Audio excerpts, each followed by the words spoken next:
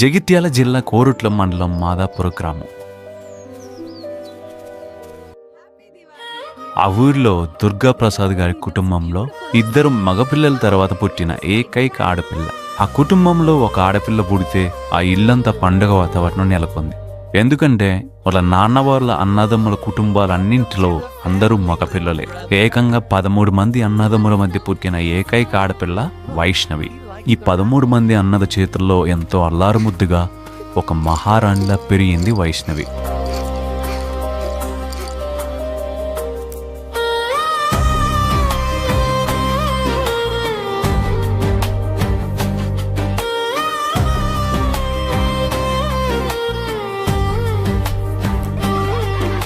కుటుంబ సభ్యులందరికీ ఆమె ఒక గారాల పట్టి. ఎంతో గారవంగా పెరిగిన ఆ చిట్టి తల్లి జీవితం ఇంత ఘోరంగా ముగుస్తుందని ఎవరు కల్లో కూడా ఊహించలేదు.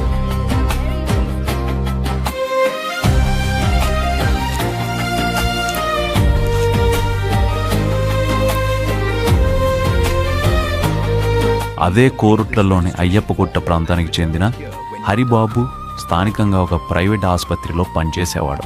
అతనికి తల్లి, 2 సోదరులున్నారు. ఒకరోజు వారి బంధువులు 10 మంది వైష్ణవి ఇంటికి ఈ సంబంధానికి వెళ్తారు. కానీ వైష్ణవి తల్లిదండ్రులు, క్షమించండి, మా పాపకి ఇప్పుడే పెళ్లి చేయమండి, ఇంకా సమయం ఉంది. నాకు పెళ్ళొద్దేమోదమ్మా, నేనెప్పటికీ ఇలాగే నీతోనే ఉంటానమ్మా. ఇప్పుడు వారు తిరిగి వారిని వెనక్కి పంపించారు. కానీ హరిబాబుకి వైష్ణవి బాగా నచ్చింది. ఆమెను ప్రేమ పేరుతో వెంటబడటం మొదలుపెట్టాడు.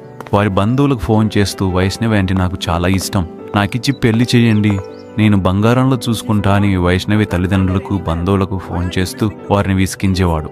అప్పుడు హరిబాబు తల్లి కూడా అతనికి చెప్పింది, నా మాట వినరా, ఆ సంబంధం మనకు వద్దు, ఇంకా వేరే మంచి సంబంధాలున్నాయి. కానీ హరిబాబు వినలేదు. నాకు ఆ పిల్లే కావాలి అంటూ పట్టుబట్టి ఆఖరికి పురుగుల మందు కూడా తాగాడు. అప్పుడు హరిబాబు తల్లి, వారి బంధువులందరూ కలిసి అతన్ని హాస్పిటల్ అడ్మిట్ చేసి బ్రతికించారు. సరే, అయ్యో పాపం అని చెప్పి వైష్ణవి తల్లిదండ్రులు చూద్దామని వెళ్తే ఇప్పుడు హరిబాబు తల్లి వారిని తిట్టి అక్కడికి రానివ్వలేదు.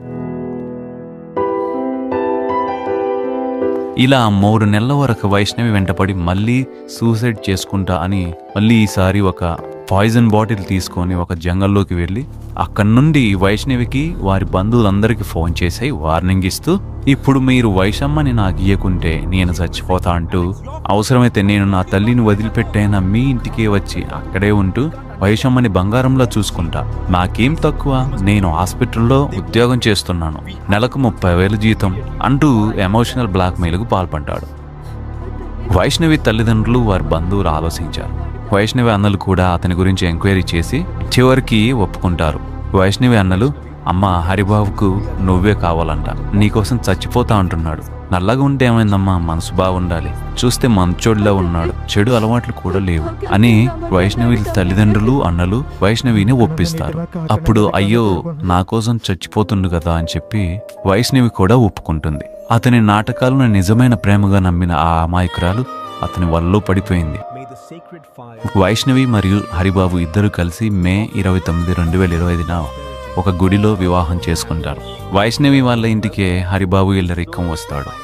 ఇల్లరిక్కం అల్లుడిగా ఆ ఇంట్లో అడుగుపెట్టిన నాటి నుండి వైష్ణవి జీవితంలో అసలు కష్టాలు మొదలవుతాయి. పెళ్ళైన కొద్ది రోజులకి ఇద్దరూ కలిసి వైషు అమ్మ అనే ఒక యూట్యూబ్ ఛానల్ ప్రారంభించారు. వారు తమ దైనందిన జీవితాన్ని వ్లాగ్స్, షార్ట్స్ రూపంలో పెట్టేవారు. పెళ్ళైన 2 నెలల తర్వాత మెల్లగా అతని అసలు స్వరూపం బయటపడింది. ప్రేమ ముసుగు తొలిపోయి కట్నదాహం మొదలైంది. తన అత్తతో, అత్తమ్మ, మీరు నాకు కట్నమేమి ఇవ్వలేదు, అవతల నాకు 20 లక్షలు 2 ఎకరాల భూమి ఇస్తామని వచ్చారు, మీరు నాకు ఏం పెట్టరా? ఇప్పుడు పరిస్థితి బాగాలేదు బాబు. సరే, ప్రస్తుతానికి బైక్, ఒక చైన్ పెడతా బాబు. బైకు మరియు చైన్ కూడా పెట్టారు.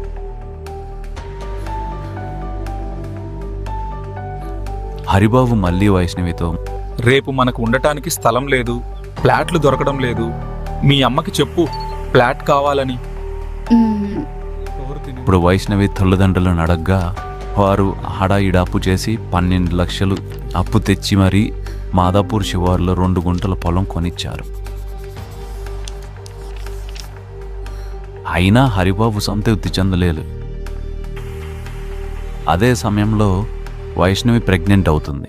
హరిబాబుకు వైష్ణవి పిల్లల్ని కనడం ఇష్టం లేదు. అప్పుడు ఆమెను అబార్షన్ చేయించుకొని ఒత్తిడి చేసి ఎవరికీ తెలియకుండా అబార్షన్ కూడా చేయించాడు. కానీ మళ్ళీ తిరిగి 2 నెలల తర్వాత వైష్ణవి ప్రెగ్నెంట్ అవుతుంది. ఇక కొద్ది రోజులకి హరిబాబు, మనం మా ఇంటికి వెళదాం.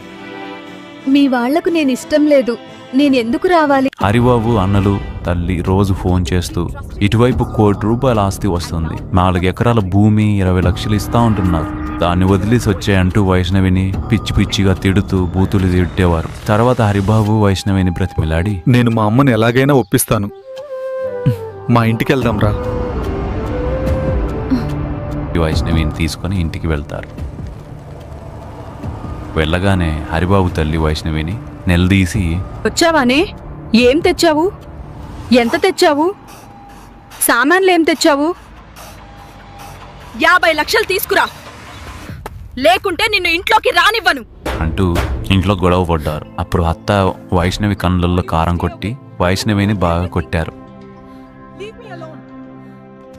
ఇక చివరకు హరిబాబు వాళ్ళ అమ్మని ఆపి వైష్ణవిని తీసుకొని తిరిగి మళ్ళీ అత్తగారింటికి వెళ్తాడు. అప్పుడు అత్తతో జరిగిన విషయం చెప్పి, జరిగిన దానికి క్షమించండి అత్తయ్య, నేను మా ఇంటికి వెళ్ళాను. నేను ఇక అక్కడికి వెళ్ళను అని చెప్తాడు. ఇక కొద్ది రోజులు గడిచాక మళ్ళీ వైష్ణవితో మళ్ళీ కట్నం వేధింపులు స్టార్ట్ చేశాడు. నాకు పాత అప్పు ఉంది, నేను మందు తాగినప్పుడు మా అమ్మ హాస్పిటల్లో నాకు 4 లక్షల వరకు పెట్టింది, ఇప్పుడు 5 లక్షలు కావాలంటూ తనను వేధించడం మొదలుపెట్టాడు. ఒక పక్క ఫోన్లో హరిబాబు తల్లి సోదరులు సైతం హరిబాబును రెచ్చగొడుతూ వైష్ణవిపై కట్నం ఒత్తిడి పెంచారు. కానీ కడుపులో బిడ్డ పడితేనైనా భర్త మారుతాడనుకుంది ఆ తల్లి. వైష్ణవి తన నిజ జీవితంలో పడుతున్న బాధను, అబార్షన్ చేయించుకోమని భర్త పెడుతున్న ఒత్తిడిని, భర్త వివాహేతర సంబంధాల అనుమానాలను కప్పిపుచ్చుకుంటూ వాటినే వ్యూస్ కోసం సరదా ఫ్రాంక్ వీడియోలుగా మార్చి యూట్యూబ్లో పెట్టేవారు. వారు చేస్తున్నది ఫ్రాంక్ కాదు, ఒక పచ్చి నిజం అని నెటిజన్లు కూడా గ్రహించలేకపోయారు. హరిబాబు కొద్ది రోజుల నుండి వైష్ణవితో సరిగ్గా ఉండేవాడు కాదు. రోజు ఇంటికి దూరంగా వెళ్లి సీక్రెట్గా ఫోన్లు మాట్లాడేవాడు. తన ఫోన్కి పాస్వర్డ్ కూడా పెట్టుకున్నాడు. అప్పుడు వైష్ణవి నిలదీసేసరికి, ఫోన్ నీకు ఇవ్వను, అది నా పర్సనల్ అంటూ తనతో గొడవ పెట్టుకునేవాడు. దీన్ని కూడా వీడియో తీసి ఫ్రాంక్ లాగా యూట్యూబ్లో పెట్టేవారు. తర్వాత ఆ విషయం కుటుంబ సభ్యులకు తెలిసేసరికి వారు నిలదీశారు. అప్పుడు అతనికి వేరొక లవర్ ఉందని తానే చెప్పాడు. కానీ అయితే ఇప్పటి నుండి నేను మానేస్తున్నాను, నేను ఫోన్ చేయను అంటూ మళ్ళీ వాళ్ళను బ్రతిమిలాడాడు. వైష్ణవి అప్పుడు 4 నెలల గర్భిణి. మార్చి 16 రాత్రి మరలా అదనపు కట్నం విషయమై ఇద్దరి మధ్య మరోసారి పెద్ద గొడవ జరిగింది. ఇక రాత్రి అత్తామామ పడుకున్నారు.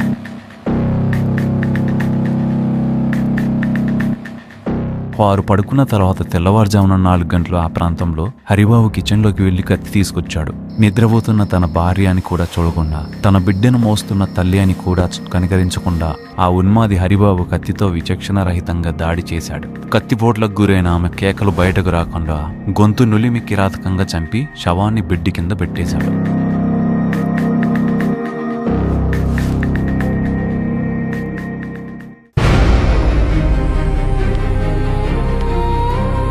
ఇప్పుడు శబ్దం రావడంతో వెంటనే అత్తమామ అనుమానం వచ్చి వెళ్ళి డోర్ కొట్టి పిలుస్తారు. కానీ అప్పటికే వైష్ణవి చనిపోయి ఉంటుంది. అప్పుడు హరిబాబు నటిస్తూ కిలకిల నవ్వుతూ తన భార్యతో ఏదో జోక్ చేస్తున్నట్టు నటిస్తాడు. అది విన్న వైష్ణవి తల్లిదండ్రులు తిరిగి వాళ్ళ రూమ్కి వెళ్ళిపోతారు.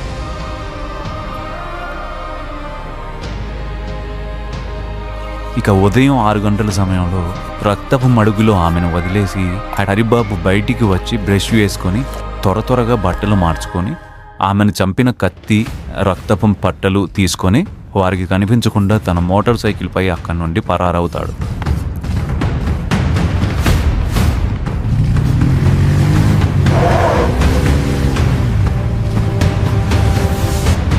ఉదయం తలుపులు తీసి చూసిన తల్లిదండ్రులకు రక్తపు మడుగులో తన కూతురు విగత జీవిగా కనిపించింది. అది చూసి తల్లిదండ్రులు బోర్న ఏడుస్తూ వెంటనే హాస్పిటల్కి తీసుకెళ్లారు. కానీ వైష్ణవి అప్పటికే మరణించింది.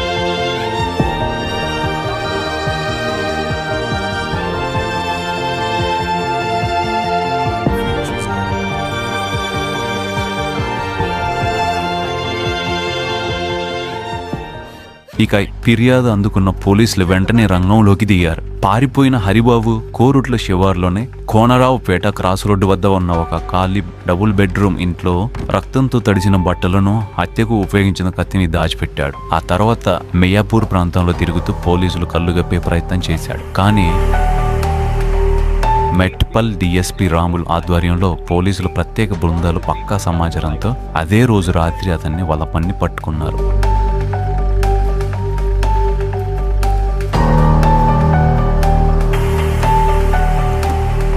హత్యకు ప్రేరేపించిన అతని తల్లి లక్ష్మి మరియు సోదరులను కూడా పోలీసులు అరెస్టు చేశారు.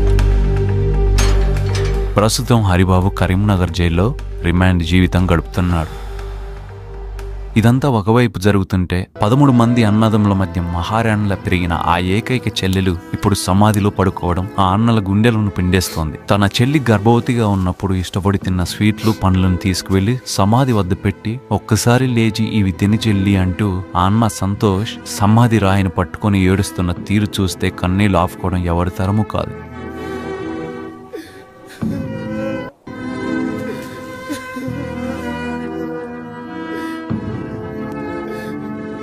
మందు తాగి డ్రామాలాడే వాళ్ళను నమ్మి మోసపోకండి. సోషల్ మీడియాలో కనిపించే నవ్వుల వెనక ఇలాంటి వాళ్ళు ఉంటారు. కడుపులో ఉన్న పసిబిడ్డతో సహా ప్రాణాలు కోల్పోయిన ఆ తల్లికి న్యాయం జరగాలి.